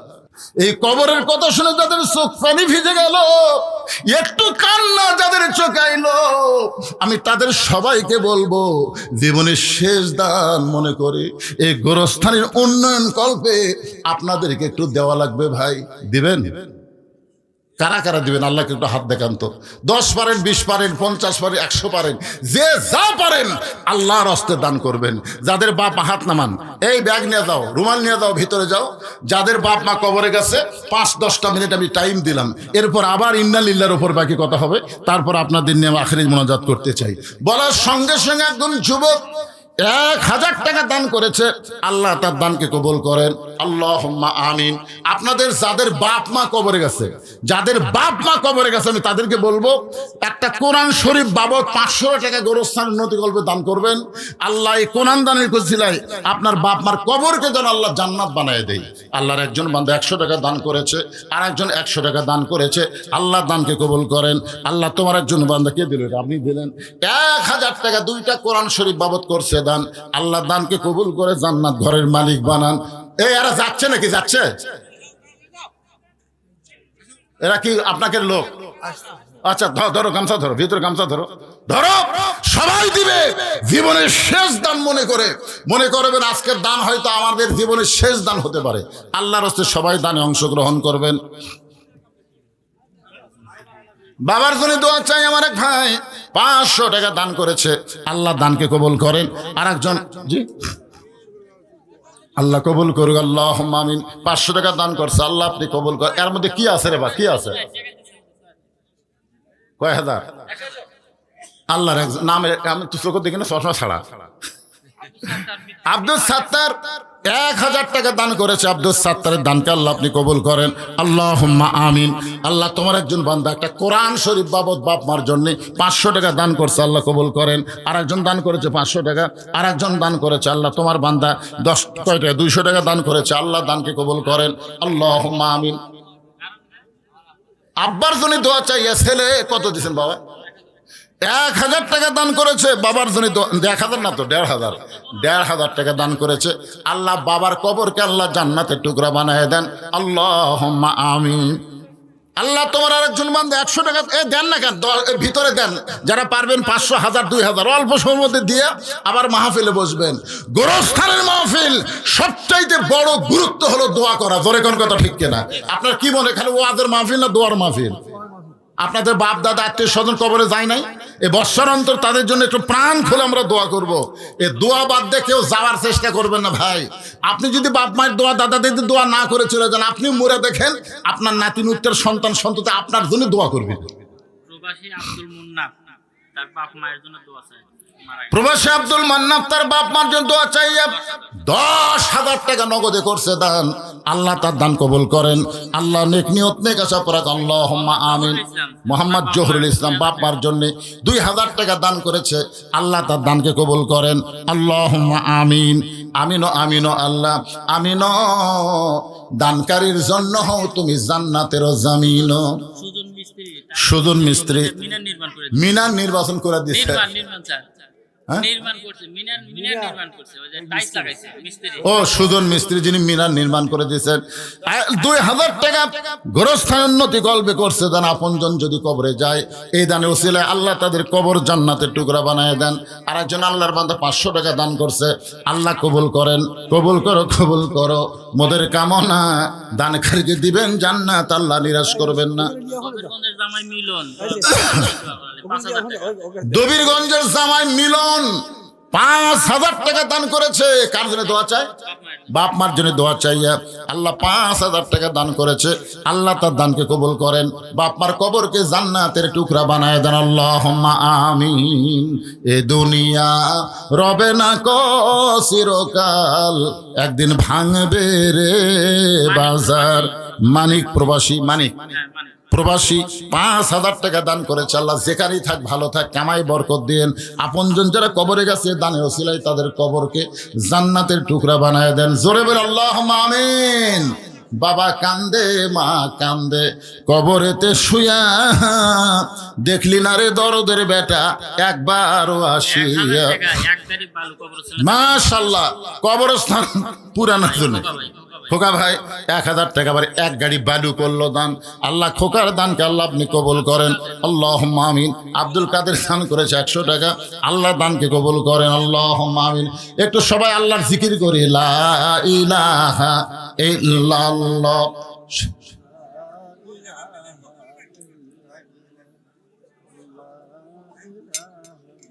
মহিলা প্যান্ডেল আগে আদায় হচ্ছে, একবার হচ্ছে, যান আবার যান। মেয়েরা আজকে সেই খুশি হয়ে দান করবে। হুজুর আজকে ওয়াজ শুরু থেকেই মেয়েদেরকে লক্ষ্য করে ওয়াজ করতেছে, ঠিক কিনা বলেন? যান মায়েদের কাছে যান, মা ফাতেমার সঙ্গে জান্নাতে যাওয়ার আসে আল্লাহর রাস্তে দান করবেন। আল্লাহ যেন খাদিজার সঙ্গে আপনাদের জান্নাতে কবুল করেন। জাব্বার ভাই আব্দুল জব্বার সাহেব প্রবাসী থেকে 1000 টাকা দান করেছে, আল্লাহ তার দানকে কবুল করেন। আল্লাহুম্মা আমিন। আপনাকে রে শান্তি নাই পারে, শান্তি নাই, আবার টাকা ঠিক হয়ে যাচ্ছে। Gonen Gonen Gonen. মডার্ন থেকে মডার্ন থেকে আল্লাহর একজন বান্দা 520 টাকা দান করছে, আল্লাহ দানকে কবুল করেন। আল্লাহুম্মা আমিন।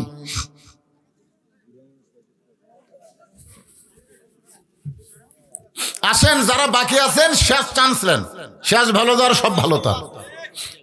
না প্রকাশে আছে আল্লাহর একজন বান্দা 500 টাকা দান করছে, আল্লাহ কবুল করেন। আগেও দিয়েছে, আবার দান করতেছে, বারবার দান করতেছে। আল্লাহ এই দানগুলোকে জান্নাতের বিনিময়ে কবুল করে নাও আল্লাহ।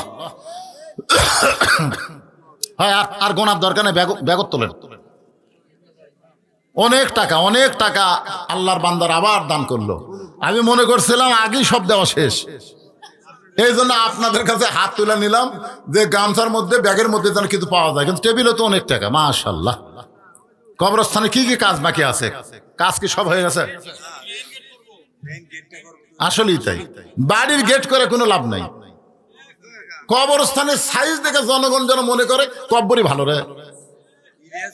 বাড়ি সাইজা লাভ নাই ভাই জান, যেখানে থাকার গ্যারান্টি নাই। আর এখানে আসার পরে 50,000 বছর কম করে হলে আপনার থাকাই লাগবে। তাহলে সেই জায়গাটা সুন্দর করার দরকার আছে না? কথা বলেন। আমরা কোনো মাজার তৈরি করতেছি না, আমরা কবরের চারিপাশ দেওয়াল দিব, প্রাচীর দিব, গেট সাজাবো। ধরে কোন ঠিক কিনা? হ্যাঁ, যেন জনগণ দেখে বোঝে না এলাকার লোকের মরার পরেও শান্তির চিন্তা আছে। গোরস্থানে কেশিয়ারের কথা বলে তো সভাপতির কথা মনে হয়ে গেল। তাহলে সভাপতিকে, ও আপনি সভাপতি না, আমি মনে করছি আপনি মাহফিলে। আচ্ছা ঠিক আছে, আগে দিয়ে দিছে। হ্যাঁ, এই কেশিয়ার সাহেব কত দিলেন এখানে? কেশিয়ার সাহেব, এই কেশিয়ার কে রে? ও মাশাআল্লাহ, মাশাআল্লাহ, যা দিছে আলহামদুলিল্লাহ। দানের ব্যাপারে চাপাচাপি করা ঠিক না। 3000 টাকা দিছে, বেসাইদা দান হলো। লসিমন গ্রুপ, লসিমন চালায়, তারা দিচ্ছে 8,000 টাকা। লিল্লাহে তাকবীর। আল্লাহু আকবার। নসিমন চলায়, নসিমন চলায়, এরকে ব্রেক খুবই দুর্বল, বুঝছেন? আর 8000 টাকা দান করেছে। আমরা দোয়া করব রোডের কাছেই নসিমন চলে, তো সমস্ত বিপদ আপদ অ্যাক্সিডেন্টের হাত থেকে আল্লাহ নসিমন গুলোকে হেফাজত করুক। ধরে কর আমিন। 8000 টাকা দান করেছে, আল্লাহ তাদের দান কবুল করেন। কবুল করো, কবুল করো। মোদের কামনা দানকারকে দিবেন জান্নাত, আল্লাহ নিরাশ করবেন না। মায়েরা আপনারাও দান করবেন, মায়েদের মধ্যে বিশ্বস্ত লোক পাঠাবেন, বিশ্বাস করে এমন লোককে মেয়েদের মধ্যে পাঠিয়ে দিবেন। জিহাদ 1 মণ ধান। ধানও আদায় হয়, মাশাআল্লাহ। জিহাদ 1 মণ ধান দান করছে, আল্লাহ দানকে কবুল করে। আপনাদের সব জমি তো পুকুর বানাচ্ছেন, এদিকে তো যখন রাত্রেবেলা ওয়াজ করে যায়, হায় হায় মনে হচ্ছে এত বাতি জ্বলতেছে, বিল আর বিল নাই, সব মাছের চাষ হয়ে গেছে। তারপরে ধান দিচ্ছেন, মাছ দিলেন না, আপনারা মাছ দিবেন বছরে? না, সভাপতি দিছে, কেশিয়ার দিল। তাসলিমা শ্বশুর শাশুড়ির জন্য তাসলিমা শ্বশুর শাশুড়ির জন্য একজন মা 1000 টাকা দান করছে। আল্লাহ শ্বশুর শাশুড়ির প্রতি কি ভালোবাসা দেখছেন। এখনকার বউগুলো দজ্জাল হয়ে গেছে, আর বউটা শ্বশুর শাশুড়ি মারা গেছে, তাদের রোহের মাগফিরাতে 1000 টাকা দান করেছে। আল্লাহ কবুল করো, ধরে কোন আমিন। তাসলিমার স্বামীকে আমি বলতেছি, আপনি ধন্য এমন একটা বউ পাওয়ার জন্য, ঠিক না? বাপ মায়ের জন্য দান করেনি, শ্বশুর শাশুড়ির জন্য দান করছে। এরকম বউ পাওয়া হলো ভাগ্যের ব্যাপার। এখন আসেন বাকি আলোচনা করে। আপনাদের নিয়ে আমি একটু আখেরে মোনাজাত করতে চাই, সবাই একটু জিকির করেন লা ইলাহা ইল্লাল্লাহ, লা ইলাহা লা ইলাহা ইল্লাল্লাহু মুহাম্মাদুর রাসূলুল্লাহ। আল্লাহ বলেছেন ওয়ালা তামুতুন্না ইল্লা ওয়া আনতুম মুসলিমুন, মুসলমান না হয়ে তোমরা কেউ মরিও না। আমরা মুসলমান যদি মরতে চাই তাহলে শুধু কোরআনের ওয়াজ শুনলে হবে না, আল্লাহর কোরআনকে জায়গা মতো নিয়ে যাওয়া লাগবে। ধরে কোন ঠিক কিনা? এই কোরআনের মাহফিলে এই জায়গায় যদি কোরআন থাকে, আপনারা বক্তা ওয়াজ করবে, আপনারা শুনবেন, হাসির ওয়াজ করলে হাসবেন, কান্নার ওয়াজ করলে কানবেন। আগামীকাল 4 স্টলে গল্প হলো, একটা ওয়াজ হলো রে হাসি কান্নার ওয়াজ, এর বেশি কিছু আমরা পাবো না। আর এই কোরআন যদি জায়গা মতো যায় তাহলে শুধু ওয়াজ হবে না, কোরআনের কারণে গোটা সমাজ পরিবর্তন হবে। জোরে বলেন কথা ঠিক? তাহলে মুসলমান হয়ে যদি আমরা মরতে চাই, আপনারা বলেন তো, মুসলমান তো রক্ষা করতে গেলে 1 নম্বর যে ইবাদত লাগবে, সেই ইবাদতটা ওয়াজ দেওয়া হবে না। এখানে রাসূল বলেছেন লা সালাতা লা দিনা, যার নামাজ নাই তার কোনো ধর্মই নাই। আমি যতই নামাজের ওয়াজ করি, আপনারা হয়তো ওয়াজ শুনে নামাজ পড়বেন না, কারণ 13 বছর নবী মক্কায় দাওয়াত দিয়েছেন। যখন নবী নামাজ পাইছেন তখন নবুয়তের 10ম বৎসর। নবী কিন্তু নবুয়তের 10ম বৎসরে 5 ওয়াক্ত নামাজ পাইলেন। নামাজ পাওয়ার পরেও নবী 3 বছর মক্কায় ছিলেন। আল্লাহ রাসূল বলে, আল্লাহ যতবার আপনি নামাজের কথা বলেছেন প্রত্যেকবারই বলেছেন আকিমুস সালাত, নামাজ কায়েম করো। কিন্তু আমরা গোপনে গোপনে নামাজ পড়তেছি। দাদা নামাজ পড়ে, নাতি নামাজ পড়ে না, স্বামী নামাজ পড়ে, বউ নামাজ পড়ে না, আবার বউ যদি নামাজ পড়ে স্বামী নামাজ পড়ে না। চামড়া ঢিল হলে আল্লাহর সাথে মিল দেয়, এরকম নামাজ পড়ে তো কাম হবে না। আপনি বলেছেন আকিমুস সালাত, নামাজ কায়েম করো, কিন্তু নামাজ তো মক্কায় কায়েম করা যায় না। আল্লাহ বলে, হাবিব যেই দেশের নেতা থাকবে আবু জেহেল, আর আপনার মতন ইমাম হবে, ওই দেশে মানুষ নামাজ পড়তে পারবে কিন্তু নামাজ কায়েম হবে না। যিনি ইমাম হবে তাকেই নেতা হওয়া লাগবে। এখন নেতা মানে কি বুঝতেছেন? আমাকে একজন মোবাইল করে বলতে, হুজুর ইমামের দাড়ি যদি 1 মুষ্টির নিচে হয় তার পাশে নামাজ হবে? তা আমি কইলাম, ভাই আপনি ইমামের দাড়ি 1 মুষ্টির নিচে কেমনি বুঝলেন? আপনি কি মুঠ দিয়ে লাফিয়েছেন? না হুজুর, আন্দাজ করছি। কারণ ইমাম যখন খুতবা দেয় ওর দাড়ি লড়ে, তো তখন আমি মুঠ দিয়ে চিন্তা করলাম ওর দাড়ি মনে হয় 1 মুষ্টির কম হবে। তা আমি কইলাম, আপনার দাড়ির খবর কি? আমার নাই। চিন্তা করেন, ইমামের দাড়ি যদি 1 মুষ্টির নিচে হয় তাহলে তার পাশে নামাজ হবে কিনা, এই নিয়ে ফতুয়া চাচ্ছে। আর আমাদের বাংলাদেশের এক নেতা আর এক নেতাকে জাতীয় ইমাম ঘোষণা দিয়েছে। জোরে কোন কথা ঠিক কিনা? আপনারা বলেন তো, যাকে জাতীয় ইমাম করেছে, জাতীয় নেতা করলে আমাদের আপত্তি নেই, কিন্তু যখন ইমাম কবর যাবি তখন তো সমস্যা আছে। সবাই মুখের দিকে তাকাবি, তাকায় দেখবে কে রে, দাড়ি নাই, মোছো নাই, ই জাতীয় নেতা হওয়ার পরে, কিন্তু ইমাম তো হওয়ার পারবে না। আপনারা বলেন তো, মরদ মানুষের দাড়ি মোছ না থাকা লক্ষণ ভালো? বাবার মন খারাপ করিস না বাবা। কি মনে করতেছেন? এক মেয়ে আমাকে মোবাইল করে বলে, হুজুর আমার স্বামী এত সুন্দর, আমার স্বামী নিয়ে যখন বাইরে যাই রাস্তার মেয়েরা খালি আমার স্বামীর দিকে তাকা থাকে, এটা আমার খুব খারাপ লাগে।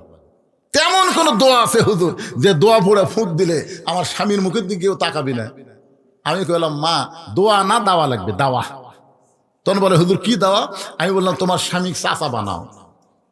যেই কছি চাচা আমি বুঝবার পারিনি, রাগ করে হুজুর কি কইলেন? আলেম মানুষ এটা কি কইলেন?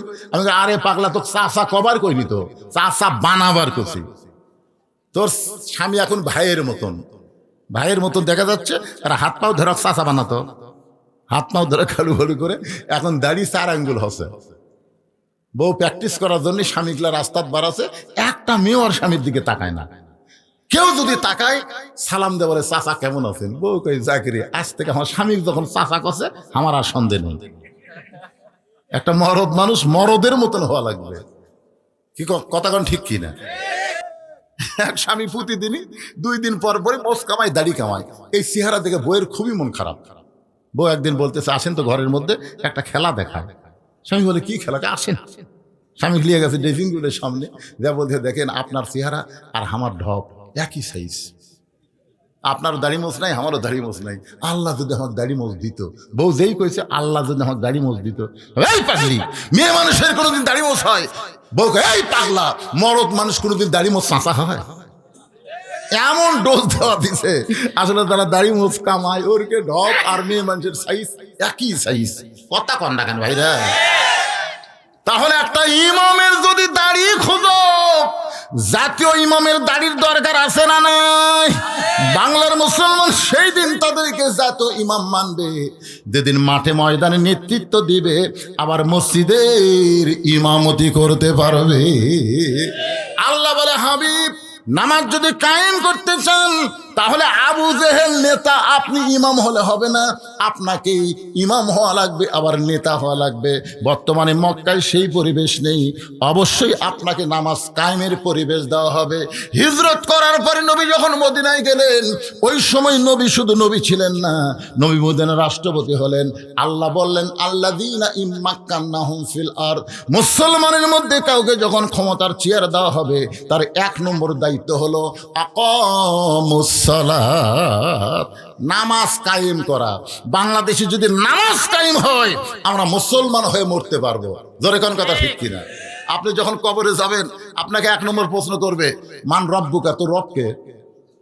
আপনি কবর যাবেন অতই সোজা? রবের আইন মানেননি, রবের কথা শোনেননি, আজান দিলে ব্যাকা হয়ে আরেক দিকে গেছেন। চুপ চুপ, কোনো কথা হবে না, একবার সিনা টান করে শুয়ে আছে। মুনকির না কি মুনকির নাকির, তো মুনকির নাকির বলতে মান রব্বুকা, তোর রবকে? সঙ্গে সঙ্গে নামাজ খাড়া হয়ে বলতেছে এই মুনকির নাকির, কাকে রব সম্পর্কে প্রশ্ন করতেছিস? কাকে বলতেছে? তাই শুয়ে আছে তাকে। বলে আমি কে?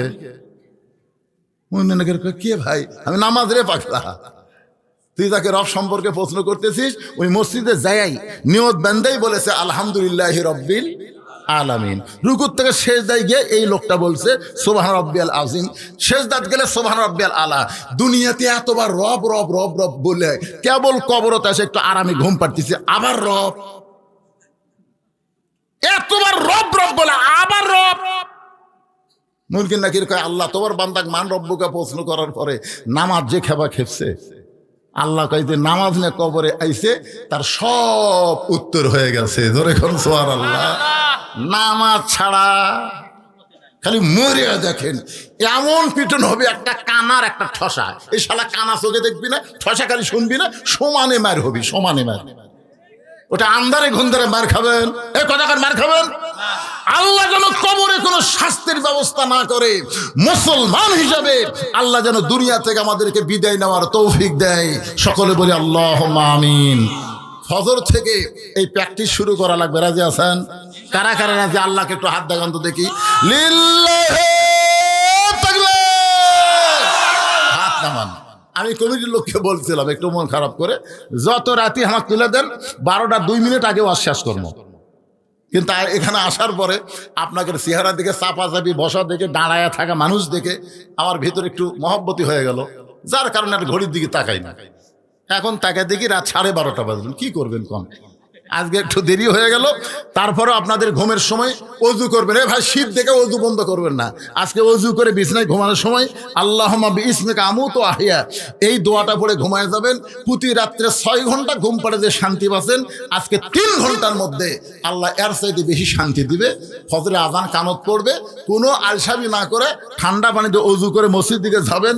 ফেরেশতারা বলতেছে, আল্লাহ তোমার বান্দাই ঠান্ডা পানি অজু করে মসজিদের দিকে যায়, রেজাল্ট কি? আল্লাহ বলতেছে, যদি আজকে বদরের যুদ্ধে ডাক পড়তো, যারা ফজরের নামাজ পড়তে যাচ্ছে তারা বদরের যুদ্ধের সৈনিক হয়ে যেত। জোরে কান সুবহানাল্লাহ। এই জন্য সবাই ফজর পড়বো, আল্লাহ কবুল করুক। ইস্তেগফার পড়েন, আস্তাগফিরুল্লাহ রব্বি মিন কুল্লি জামবি ওয়া তুবু ইলাইহি, আস্তাগফিরুল্লাহ রব্বি মিন কুল্লি জামবি ওয়া তুবু ইলাইহি, লা হাওলা ওয়ালা কুওয়াতা ইল্লা বিল্লাহিল আলিয়্যিল আযীম। তাবারক করছে, এত লোকের আবার তবারক আছে, হ্যাঁ ইনশাআল্লাহ। মাথা নষ্ট এবারে। আচ্ছা তাই তো মানুষ লড়তেছে না, তবারকের জন্য না ওয়াজের জন্য? আমি স্বপ্নেও জানি না এত গল্প এরা করলো, এটি যে তবারক আছে কথা আমাকে একবারও শুনাইনি। সুবহানাল্লাহ। যাক আলহামদুলিল্লাহ, আপনার তবারকের জন্য না, মন খারাপ করেন না। তবে আর একটা নিয়ত করছে, মোনাজাত চলবে, এদিকে তাবারক দেওয়া শুরু করবে। তবে আমি আপনাদের বলতেছি, শোনেন, আমি আপনাদের বলতেছি, সবচাইতে বড় তাবারকের নাম হলো মোনাজাত। সবচাইতে বড় তাবারকের নাম কি? আর দোয়াউ মুখুল ইবাদাহ, দোয়া হচ্ছে ইবাদতের মাথা। এখন মোনাজাত করার সময় কোন কর্মে মিন শাররিল ওয়াসওয়াসিল খান্নাস, শয়তান ধোঁকা দিয়ে যদি তবারকের দিকে একবার চোখ যায়, মানে হাত তুলছেন না, যাবার পারে কি পারে না? কেরা আমার ধারত দিল, আমাকে দিবি না, এই মনে করে একবার তাকান, তাহলে শিরক হবে আল্লাহর সাথে। আল্লাহ তবারক, আল্লাহ তবারক চলবে। তাহলে আপনারা কি মোনাজাতের আগে নেবেন না পরে নেবেন? এই পরে তবারক নেওয়ার সময় কারা কারা 2 প্যাকেট নেবেন? হাত তোলেন। তার মানে একজনও 2 প্যাকেট নেবেন না, যা পাবেন ধৈর্য ধরে হইচই না করে সবাই নেবেন। কারা কারা ধৈর্য নিয়ে নেবেন একটু আল্লাহরে হাত দেখান। লিল্লাহি তাকবীর। কোনো টেনশন নাই, আজ মোনাজাতের পরে তাবারক দিবেন, একটা লোক হইচই করবে না। হ্যাঁ এই ছেলেরা, তাবারক দেওয়ার পার্টি কয়জন? আগে মুহাদ্দিসের কাছে নিয়ে যাও। এই মোনাজাতের মধ্যে না, মোনাজাতের পরে, হয় মোনাজাতের আগে না হয় মোনাজাত